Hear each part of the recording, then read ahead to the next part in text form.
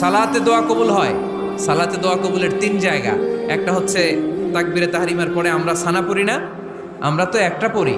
আল্লাহর হাবিব সুন্নাহ এবং নফল নামাজে আরো পড়তেন সানা, ওই দোয়া কবুল হয়। 2 নম্বর জায়গা সালাতে সেজদায় পড়ে দোয়া করলে কবুল হয়। আকরাবু মা ইয়াকুনুল আবদু মির রাব্বিহি ওয়া হুয়া সাজিদ ফাকসিরু ফিহি দুআ। বান্দা যখন সেজদায় লুটিয়ে পড়ে বান্দা আল্লাহর সবচেয়ে কাছে চলে যায়। কিন্তু বিশ্বনবী বলে সেজদাটা তোমার রবের কুদরতি পায়ের উপরে পড়েছে। সেজদায় পড়ে দোয়া করেন। সালাম ফিরানোর আগে বিশ্বনবী দোয়া করতেন, লা ইউসাল্লিমান্না আহাদুকুম হাত্তা ইয়াতাআওয়াযা মিন আরবা'a।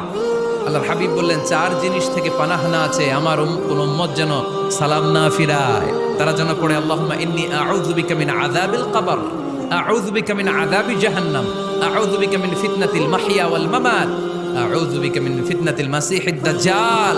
আল্লাহ কবরের আযাব থেকে বাঁচাও, আল্লাহ জাহান্নামের আগুন থেকে বাঁচাও, আল্লাহ জীবন মরণ